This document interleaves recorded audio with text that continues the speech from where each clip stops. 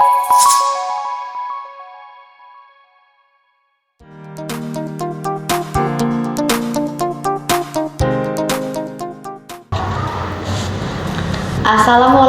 warahmatullahi wabarakatuh. Salam sejahtera untuk kita semua. Om Swastiastu, Namo Buddhaya, salam kebajikan. Shalom. Adil Kak Talino, Bacuramin Kak Saruga, Basengat Kak Jubata. Arus. Baik, perkenalkan nama saya Suherni. Saya calon guru penggerak angkatan 10 dari SMP Negeri 5 Mandor, Kabupaten Landak. Nah, kali ini saya tidak sendirian. Saya ditemani oleh rekan kerja saya di SMP Negeri 5 Mandor dengan Perkenalkan, nama saya Bella Febrianti. Saya wali kelas 8B dan saya mengampu mata pelajaran Bahasa Indonesia di SMP Negeri 5 Mandor. ya. Selamat siang Ibu Bella. Selamat siang Ibu. Apa kabarnya hari ini, Bu? Sangat luar biasa. Wow, luar biasa ya, Bu. Terlihat Ibu semangat hari ini dan juga senyumnya sangat mempesona. Terima kasih Ibu. Oke, baik Bu. Kali ini kita akan melakukan kegiatan praobservasi ya, Bu.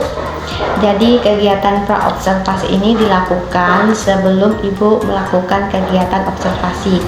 Nah, saya akan mengamati kegiatan proses jalannya pembelajaran yang akan nanti Ibu lakukan di kelas sebagai kegiatan supervisi kelas.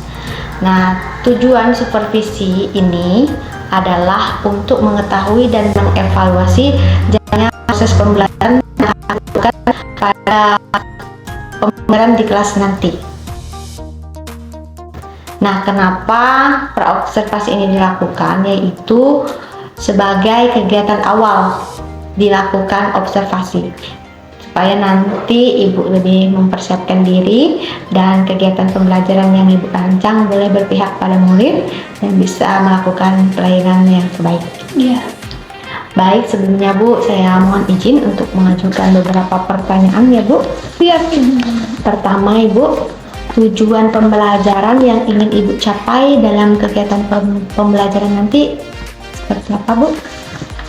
Baik Ibu, di sini saya akan menjelaskan tujuan pembelajaran yang akan saya capai pada materi ini, di mana pada bagian ini terdapat dua tujuan pembelajaran.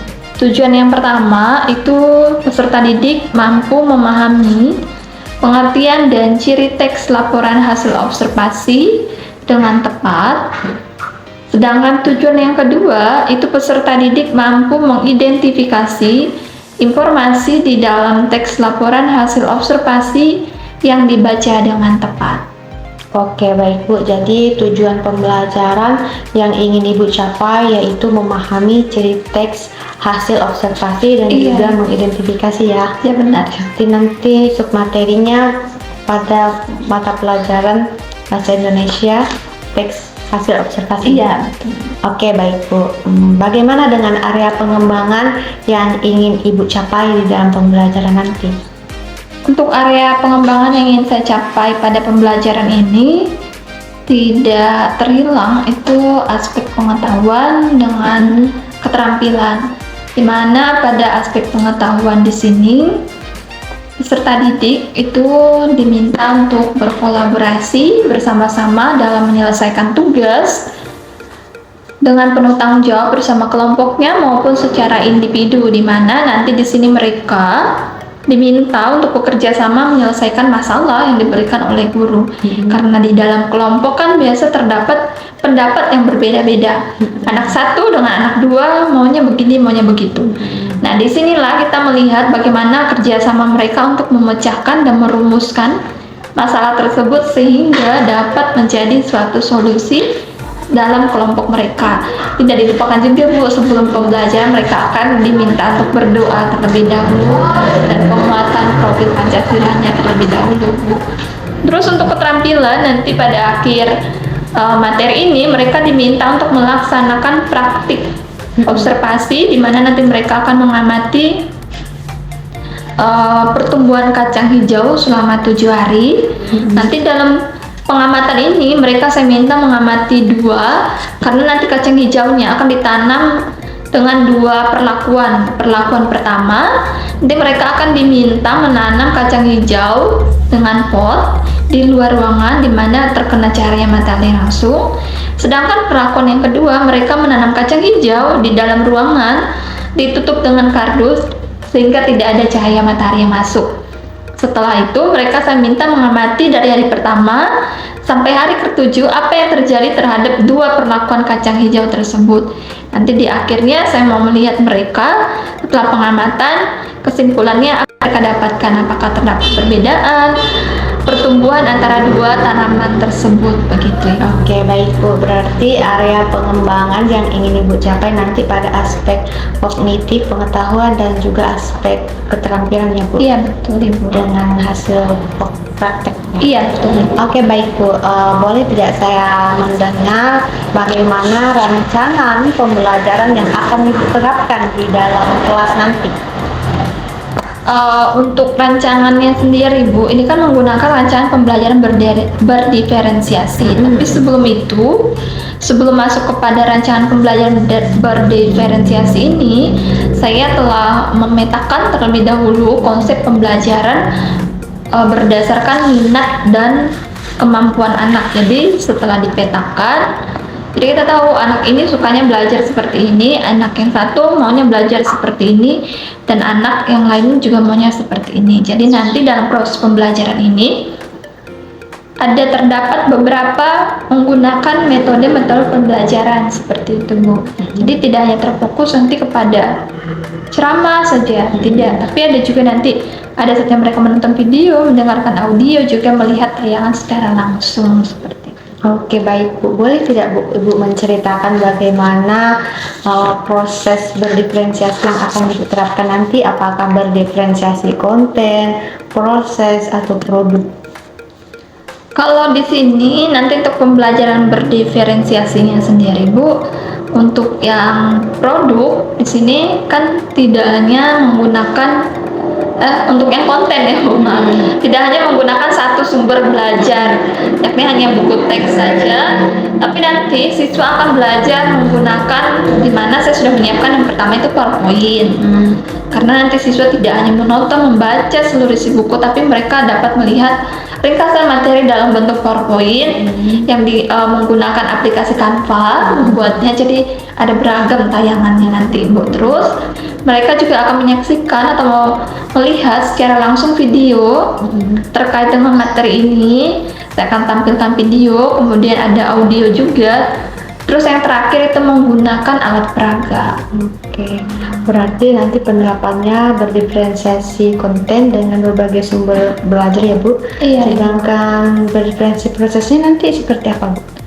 Kalau untuk berdiferensiasi prosesnya itu nanti mereka mengerjakan tugas secara individu dan kelompok.